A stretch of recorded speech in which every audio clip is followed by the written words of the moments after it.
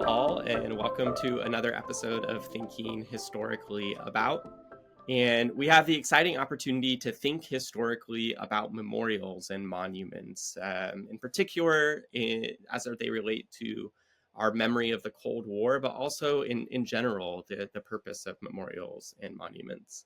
I'm really excited to think historically about this topic with my guest today, Ranger Jenn, who is an education specialist for the National Park Service at the National Mall and Memorial Parks in Washington, D.C. So, Ranger Jenn, thank you so much for being here.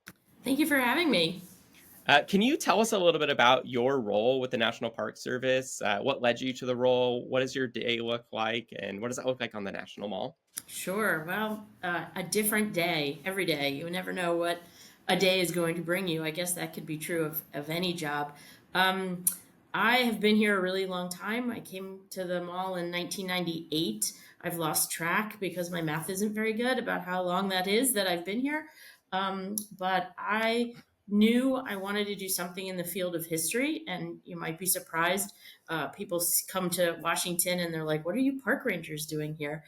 Because they expect us to be in the woods and Mm-hmm. at Yellowstone and in the more natural areas. But the Park Service preserves a lot of our history as well, and so that was something I knew I wanted to do from a pretty young age. My fifth grade teacher got me very excited about history. And I don't know how she did it or what she did so special that made it so special for me. But after fifth grade, I just wanted to go to all the places that we had learned about, Independence Hall or Gettysburg or, you know, Washington. I have pictures of me and my little brother on the steps of the Lincoln Memorial, uh, my hair and ponytails and everything. So yeah, I just wanted to go see these places and learn more about it and be where it was, where all the stuff happened. And yeah, I met different park rangers, and my dad, sure no one can relate to being embarrassed by their parents. My dad would go up to the park rangers and say, "So, how does my daughter get a job doing what you're doing?" And you hate that as a kid. And every day when I put this outfit on, I guess I have to say thank you because here I am. I see the impact that my teacher had on me, and if I could be that to one of the many students I talked to over the course of a school year, I think that could be pretty cool. My daily work involves mostly working with students and teachers on field trips when they come to the mall, helping them plan a trip to the mall, going out to schools and visiting and talking to groups that maybe can't bring their kids. And since the modern age here, we do virtual, so I can be talking to kids all over the country, all over the world. I have a school I talked to this year in France. That was kind of fun. I wish I had been better with my French, but so yeah, getting to share the stories of this really special park with students from all over. Can you tell us a little bit more about the purpose behind this? Like, why have education specialists on the National Mall? What role can that serve? I often think about like the greater good of democracy, but it can also just be like in the confines of a classroom. But I'd love for you to talk through that. Well, I feel like I'm really lucky that I get to do this job. I get to maybe touch that next generation. And the mall is just such a crazy busy place. People are coming with their families in the summertime, and I feel like every eighth grader in America comes from all over the country in the spring season. And Washington D.C. has so many things, and it's kind of a check the box and make sure you get to take your picture here and stand here and do this and do that. And if we can give it a little bit more meaning or a little bit more understanding, that's kind of what we're here to do. We want to the mission of the Park Service is to preserve and protect and provide for the enjoyment. So sometimes a tricky mission, because you can't, what might be fun for one person might not be helping to preserve or protect anything. But that's kind of what we're up against. And it's just if we convey the meaning, or make a light bulb go off for someone who's coming to visit, then that's kind of what we're here for. Yeah, I don't know. It's a dying breed, actually, because when I started, well, actually I started as a frontline ranger, and started doing this kind of as a collateral duty, which is what you'll find in most national parks. Rangers who kind of do education on the side. And our region, which isn't very large in the DC area, had a lot more education people. And once some of those folks have retired or left, they haven't been replaced with this same type of position. So it's interesting how roles have changed over time. But yeah, I think it's important. We have to make sure students and to be able to help teachers, I see them once, but a teacher who teaches for 25 years who learns something out here in the park can then go share it with the students that they will touch for years and years. And so hopefully we can make that a little bit easier. Yeah. And I love that it is a public service, right? That I, as an American, can go to Washington, D.C., or I mean, I don't have to be American, right? But like the American government recognizes this as a public service for people who are in Washington, D.C., and that, I can go up to you or one of your colleagues and ask a question about this space that I'm standing in. And that it frames knowledge as a right, which I think is really cool. And I appreciate that as a service. So today we're talking specifically about the Korean War Memorial. And, in the unit the students are engaging with, they learn that the Korean War is often called the Forgotten War. And then one of the first things that you told me prior to the interview is that this is one of the least visited memorials that you work with, or that you engage with students around, I guess maybe the better way to say it. And so I'm just curious, like, did this maybe lack of focus on the Korean War impact the building of the memorial at all? What kind of led to the building of the memorial, and when did it happen? Yeah. So one of the things that I often will start when I'm talking war memorials, and I will say that I think when I said least visited amongst my kids I work with, I usually work with elementary kids, which just is the beast, the nature of the beast, in that you don't get into too much about war memorials usually. But I had fifth graders a couple weeks ago, and we walked through and looked at it, and there's some great, as I will get to, I hope, some great symbolism there. What I usually start when I'm talking war memorials with students is something that I think is kind of fascinating. Our memorials on the National Mall are built in the opposite order of the way the wars happened. You would think that the furthest out war would have been the one that was built first, and it's not the case. Our most recent war, and it's gonna, with new memorials being added, things may kind of change here. But of the main ones we have now, Vietnam was the first of the war memorials built on the mall. So that's 1982. So Vietnam gets built. And then with the success of the Vietnam Veterans Memorial, the Korean War Veterans Memorial comes next. And that's 1995 when it is opened. And then the World War II generation is like, hey, what about us? Like, we should have had one too. And theirs doesn't get done until 2004. And so it's just a really interesting way that the whole idea of memorialization maybe changed over time. We stress a lot at the World War II Memorial about unity and how the country was united in the cause. Vietnam was very different.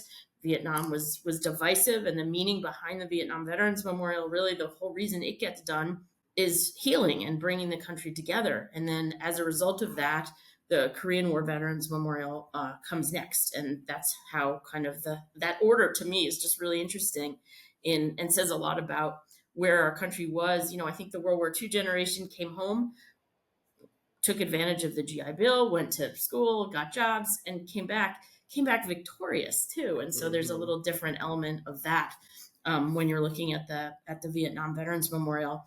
And I use the Forgotten War very often when I'm talking about it, because in my very eloquent professional language, I say that the Korean War gets kind of squished between this massive World War II and this massive Vietnam War. And so right in between is Korea.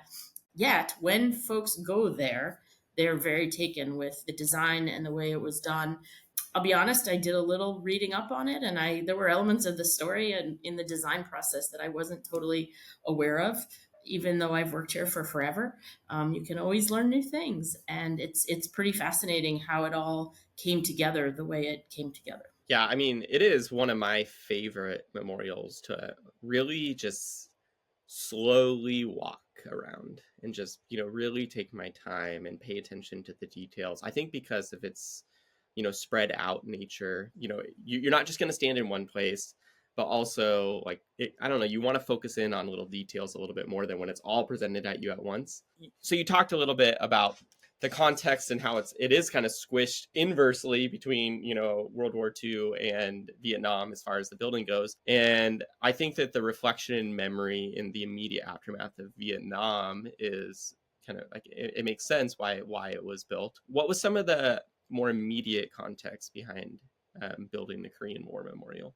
I guess it was a group, the American Battle Monuments Commission, which has been involved in some of our other memorials, that kind of got the ball rolling on that happening, which would have been in like the mid 80s. I guess the legislation is signed by Reagan to get this thing done. Memorials are a very tricky thing to get done. Yeah. And one of the other things that I think is interesting, and again, kind of going back to Vietnam, Vietnam is the first one that's really built nationally.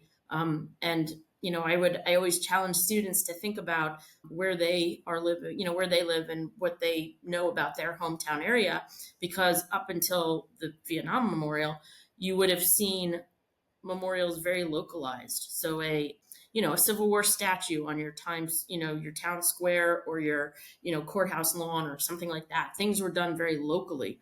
And because Vietnam became this big deal about, helping to heal the nation, then it became a national thing to do. And so, after seeing how the Vietnam Veterans Memorial came to be, then the American Battle Monuments Commission had this thought about doing a Korean War Veterans Memorial. And there was a design competition element, but it was kind of a compilation of a couple different groups coming together. It takes so much to get a memorial built. It has to go through all these different commissions, and one commission could say yes, or somebody could say yes, and then somebody else can say no, and then it has to be all turned around. And what was interesting about this one, which was not the case with Vietnam, was that there were veterans involved in the decision making of some of the elements of the Korean War Veterans Memorial, which is pretty neat that they would have an involvement and a say. When I started working on the mall, we had a Korean War veteran who had been involved in it a little bit, and eventually had spent so much time there that he got a ranger job. And he was a lot of fun to hang out with at work. I mean, to work very closely with. I mean, he gave us some insight into the war that he dealt with, and so yeah, that was pretty fun. Was there, you said, the American Battlefield Commission? ABMC, American Battle Monuments Commission, yes. Battlefield Monuments Commission, yes. So this commission, and then also, unlike Vietnam, looping in veterans and their perspective. It's like an advisory board, I think they called them, and they included some veterans. Yeah. It's a really impactful memorial. Were there particular design questions or perspectives or visions that influenced the final product, and what maybe led to those choices? Where the space is, so it is on the opposite side of the reflecting pool from the Vietnam Veterans Memorial. So it had this location, and they had this idea that they really wanted to include the number 38, because 38 is the 38th parallel, the dividing line between North and South Korea. And so they really wanted to represent 38. So their plan was to have 38 statues, and their sculptor, who they went through a couple different mini competition kind of thing of a few different sculptors to pick from, and they ended up going with a World War II veteran. He fascinating stuff. He made little models of his 38 guys, and they were all ready to. They wanted to see the design, the overall company kind of working with them. Wanted to see his designs, and they thought he had drawn them, and he had actually made little models of them. And so instead of being able to send them the pictures, they all had to go to his studio in Vermont and see the little models. So that was kind of funny.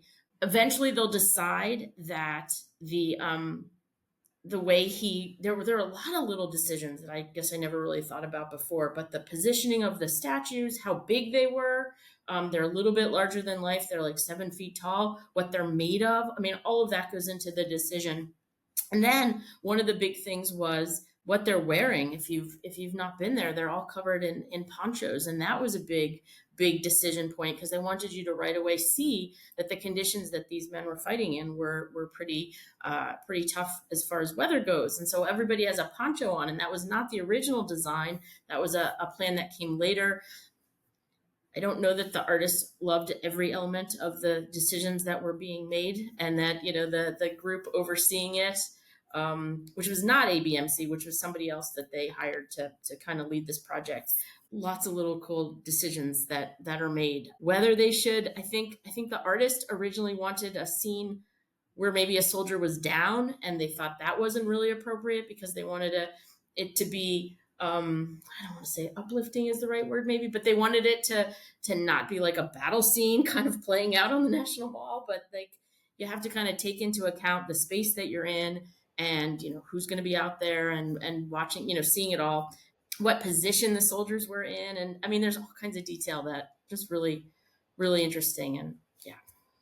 Yeah, and it really does like force you to put, at least metaphorically, maybe put yourself in the shoes of those who fought in the Korean War. And I mean, one of the things that I like first noticed the first time I was there was the ponchos. And that immediately tells you that the scenery is different than where you're standing, unless you visit on a rainy day, I suppose. But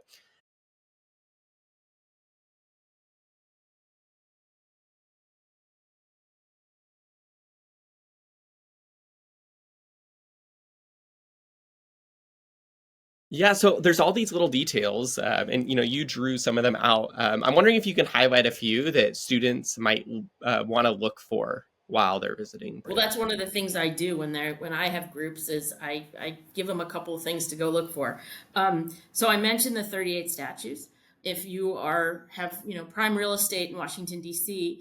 and have to make lots of statues, that's going to cost you a lot of money. It's going to take up a lot of space. And so one of the big decisions that they made was this 38. We really like the idea of 38 statues, but building and making them and taking care of them, that's going to be a lot, and it's going to they thought it was going to take up too much space there.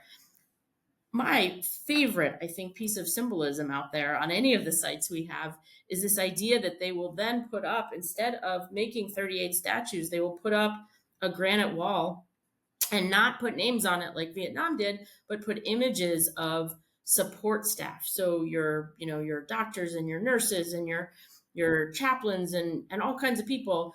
They took images from the archives and they sandblasted it into these images into this black granite wall, which they put up along where the field of service is. And instead of 38, they cut it in half and they made it 19 statues, so that when you look to that wall, not only do you see those images, but you see the reflections of the soldiers, which who thinks of these things? So the idea being 19 plus the 19 reflections gives you your 38. And you have this wall that now, addresses another element. It's not just your field soldiers who are out there fighting, but it's all those support staff. And if you're somebody who likes to look at things, I always tell students that you can find an animal out on that wall as well, not just the support staff as far as humans, but there's an animal out there as well, kind of near the end, not away from the flagpole. But it's been a really neat experience for us. There have been days I've had it happen once. These images were just taken from the archives and not, they didn't ask anybody's permission. And so every once in a while, someone will show up and be like, that's me on the wall. And this is now what the war was in the 50s. So to see people come and find themselves on that wall is just amazing. I never looked for the reflections, I think the fact that the soldiers' reflections are directly related to the support staff is it sends a very different message than I think what we normally think of when we think of war, and we just think of the battlefront. There is a lot of symbolism too in the soldiers and what they're wearing. There were some really deliberate decisions made that they wanted to represent each branch of the military. So sometimes it's the headgear that they're wearing, sometimes it's the weapon that they're carrying. That military detail isn't my finest thing, but there's some really cool elements that whether the helmet is strapped or not represents one branch of the military. And one of the other cool facts, this is 1950, and Truman desegregated the army in 48. And so it was really important to them that they represent different nationalities, that everybody for the first time is fighting together. So if you look really carefully, you can see Frank Gillard, as I said, was a World War II vet. I met him once out there. He was there because a bunch of his friends were there for a Silver Star ceremony. One of their buddies had saved another buddy, and they were all gathering. I think they even said at Frank's memorial for this ceremony. And Gaylord led his friends around, and I tagged along on this tour and got to hear him as he pointed out some of the people, and some of the guys were there. This one fella said, "Can I go take a picture with that statue? That's me." And it was like, normally we're not letting people go out into the field to take their picture, but when he says, "That's me, and I served in Korea, Vietnam, and World War II," you're like, "Okay, dude, go do whatever." Go ahead. He modeled these soldiers after people he knew. He wanted a particular nationality, so I think one of them was his barber. I mean, his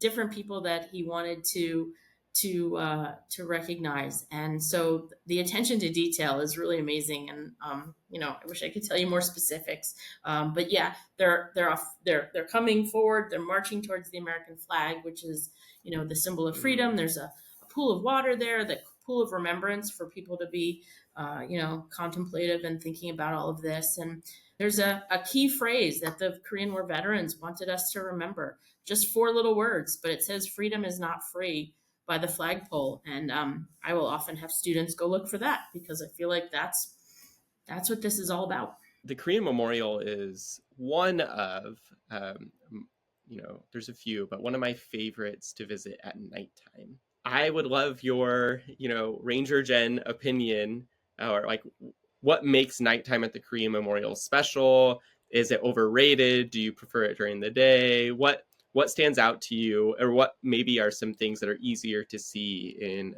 a particular time that you visit?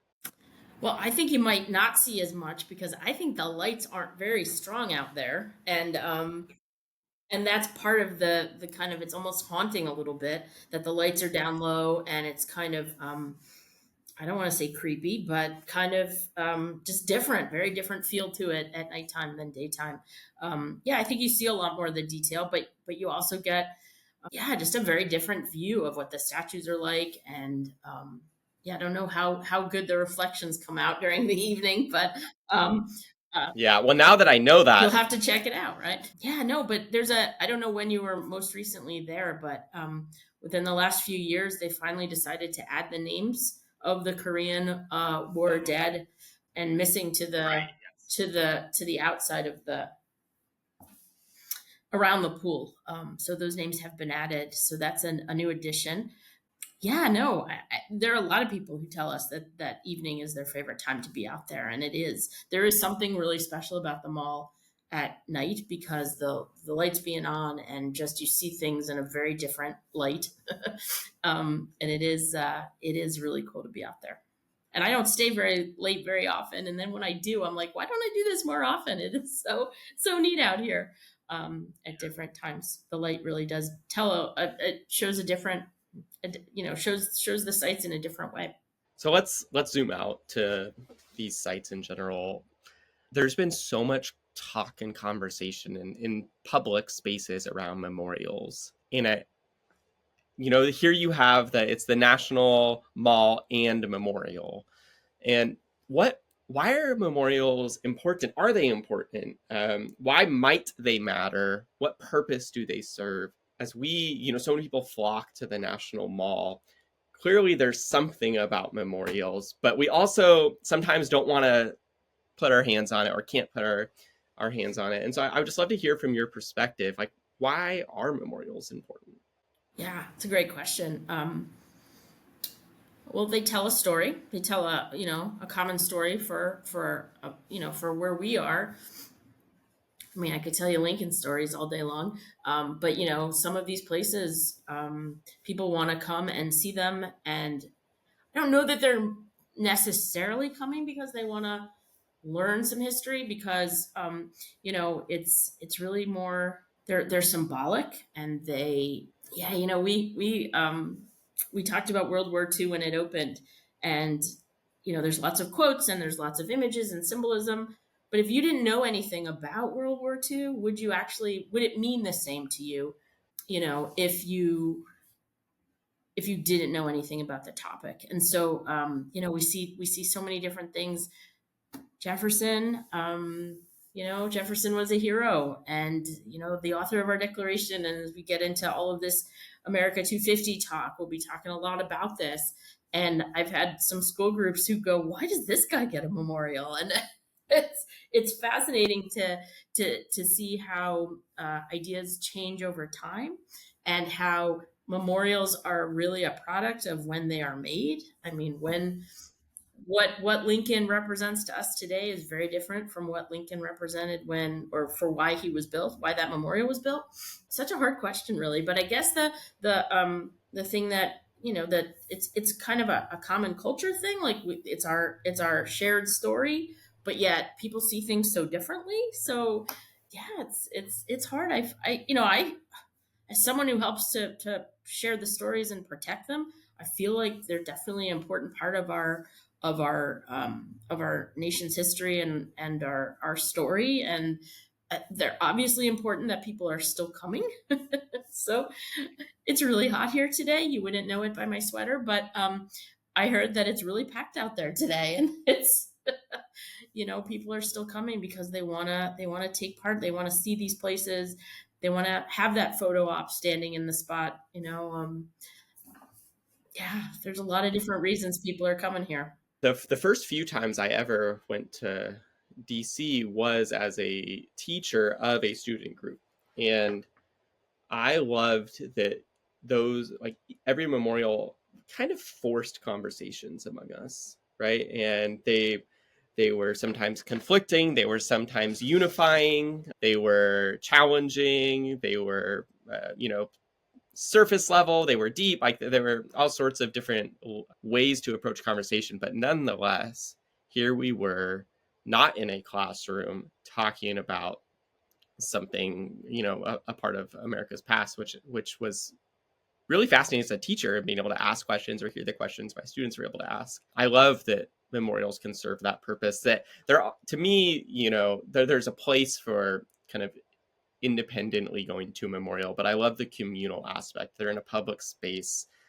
Usually there's some level of conversation that's allowed in a memorial setting, and they really just promote that dialogue that I think is, as someone who strives to strengthen democracy, democracy fails without dialogue. And so I really appreciate that. Well, and one of the things about the mall is that it's become known too as like this First Amendment place. So talk about democracy in action. You're talking about a place where people are gathering for all different reasons. I mean, we could be talking about a soccer game or a kickball game off on a field because people want to get out and enjoy being outdoors, and then we can be talking about the March on Washington, or we could be talking about an anti-war protest. And all of this is playing out right here on this site. And so we get to kind of be that open dialogue for people. And it's quite a place. It is quite a place. And students, I hope that you find some time to make it to this place. It's really And look for your rangers. Look for your rangers. We want to answer your questions and help you better understand. And we want to hear what you have to say too, because we're really interested in how the next generation sees these places, because we're all a product of our times. Yeah, absolutely. Well, thank you so much for having this conversation with me. I really appreciate it. Thank you.